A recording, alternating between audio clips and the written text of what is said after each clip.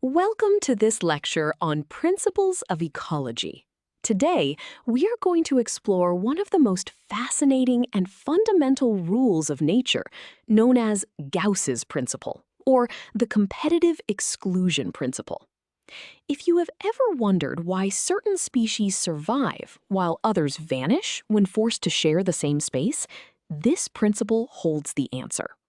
We will build our understanding from the ground up, looking at real-world examples and the underlying mathematics. Let us dive in.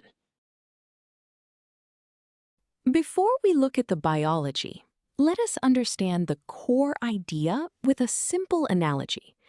Imagine two identical coffee shops opening right next door to each other. They sell the exact same coffee, target the exact same customers, and have the exact same hours. What happens over time? Eventually, one shop will have a tiny advantage, perhaps a slightly faster barista or cheaper beans. Because they are fighting for the exact same limited pool of customers, the slightly better shop will slowly take all the business. The other will be forced to close down or change its menu. In nature, this exact same drama plays out every day between different species. When two species try to make a living in the exact same way, nature simply does not allow a tie. Now that we understand the basic idea of competition, let us look at the formal biological definition. Gauss's principle, also known as the competitive exclusion principle, states that two species competing for the exact same limited resource cannot stably coexist in the same ecological niche. If their requirements are identical, one species will inevitably have a slight competitive advantage. Over time, this dominant species will outcompete the weaker one, leading to the local extinction of the weaker species. The only alternative is for the weaker species to undergo an evolutionary or behavioral shift to use a different resource. Ecologists call this survival strategy resource partitioning. The core takeaway is that complete competitors cannot coexist. There must be some ecological difference between them. This strict rule of survival leads us to an important question. Why does this matter in the real world? Understanding Gauss's principle is absolutely crucial because it explains the incredible diversity of life we see on Earth today. If species could perfectly share resources, we would not see the vast variety of specialized beaks, hunting times, and habitats that animals have evolved to avoid direct competition. In practical terms, this principle helps conservationists predict the devastating effects of invasive species. If an invasive fish eats the exact same food as a native fish, the native fish is in extreme danger of local extinction. It also guides farmers and foresters in managing crops, ensuring plants do not perfectly compete for soil nutrients. Now that we know what the principle is, let us understand where it comes from mathematically. To truly understand how one species drives another to extinction, ecologists use the Lotka-Volterra competition equations. This formula describes how the population growth of one species is slowed down by a competing species. Let us break down the symbols. N1 and N2 represent the population sizes of the two competing species. The symbol R1 is the intrinsic growth rate, telling us how fast species 1 grows under perfect conditions. K1 is the carrying capacity, the maximum number of individuals the environment can support. Finally, the Greek letter alpha is the competition coefficient. It tells us the exact impact one individual of species 2 has on the resources of species 1. If alpha increases, the growth rate of species 1 drops significantly. Before we move on, let us see this formula in action with a concrete example. Imagine a pond that can support a maximum of 100 native frogs. Currently, there are 50 native frogs growing at a rate of 0.2 per month. Suddenly, 40 invasive frogs are introduced. The competition coefficient alpha is 1.5, meaning each invasive frog consumes resources equivalent to 1.5 native frogs. We need to calculate the new growth rate of the native frogs. We substitute our known values into the Lotka-Volterra equation. First, we multiply 1.5 by 40, showing that the invasive frogs drain resources equal to 60 native frogs. Subtracting the total resource demand from the carrying capacity gives us a negative numerator. Solving the fraction, we find the final answer is -1 frog per month. Physically, this means the native frog population is shrinking. Now that we have used this formula and seen a negative result, let us understand the mathematical reasoning behind why this guarantees extinction. We're setting out to prove how the competition term forces the population to collapse. Look at the numerator inside the parentheses, K1 minus N1 minus alpha times N2. K1 represents the total available resources in the habitat. The combination of N1 plus alpha times N2 represents the total resource demand from both the native and the competing species. In our example, the invasive species was such a strong competitor that the total demand exceeded the carrying capacity. When the demand is greater than the supply, the mathematical term inside the parentheses becomes negative. This is the crucial first step in proving Gauss's principle mathematically. Continuing from our previous step, let us see the final result of this mathematical logic. Because the total demand exceeds the carrying capacity, the entire fraction becomes a negative number.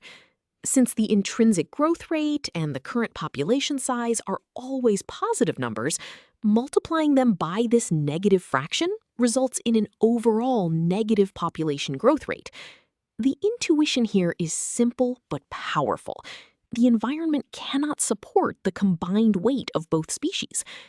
Because the growth rate remains negative, the population of the weaker species will continuously shrink over time.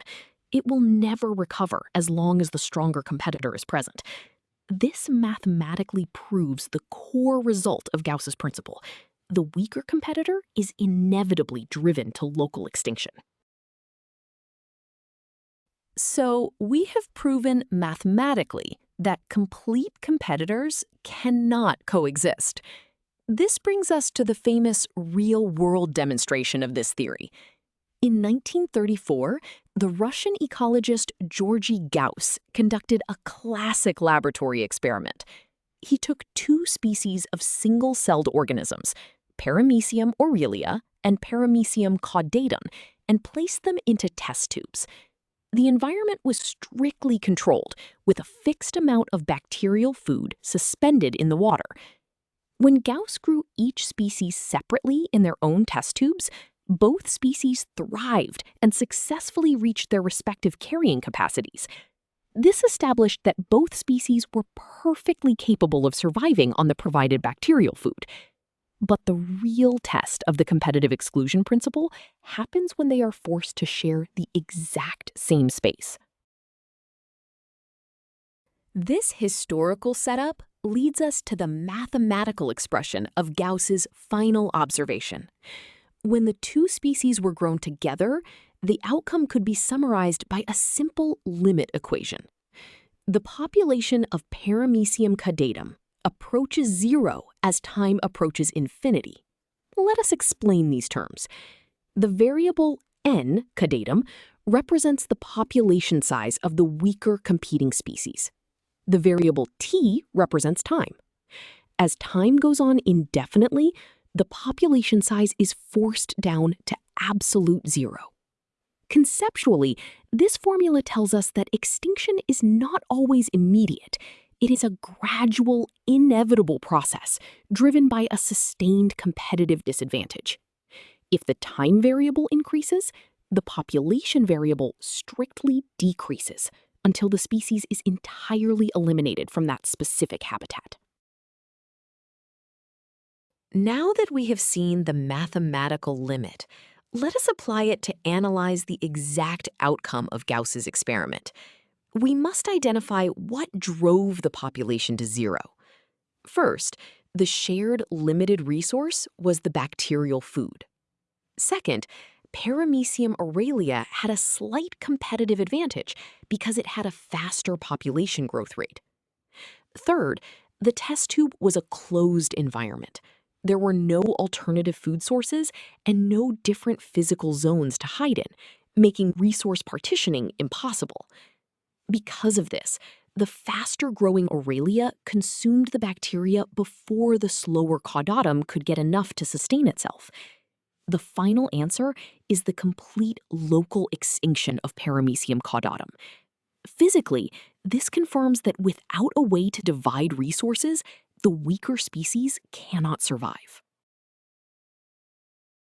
Having analyzed the experiment logically, let us visualize this exact process on a graph. What you are looking at is the classic competitive exclusion population graph. On the horizontal axis, we have time measured in days, and on the vertical axis, we have population density. Notice the horizontal dashed line at the top. This is the carrying capacity of the environment. The solid blue curve represents the dominant species, Paramecium aurelia.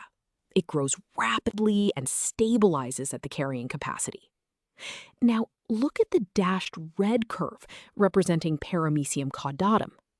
It initially tries to grow, but as the blue curve rises and consumes the resources, the red curve peaks and then sharply declines.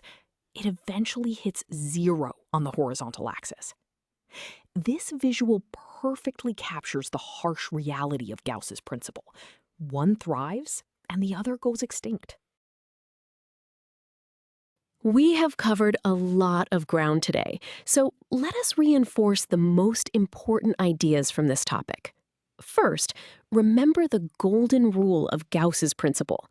Two species cannot share the exact same ecological niche indefinitely. If they compete for identical, limited resources, the species with even a slight advantage will always outcompete the other. Second, this competition forces a strict outcome. The weaker species will either face local extinction, as we saw in the math and the experiment, or it must adapt through resource partitioning to find a new niche. Finally, while competition seems destructive, it is actually the driving force behind the incredible specialization and biodiversity we see in natural ecosystems today. You now have a complete understanding of the competitive exclusion principle. Great job!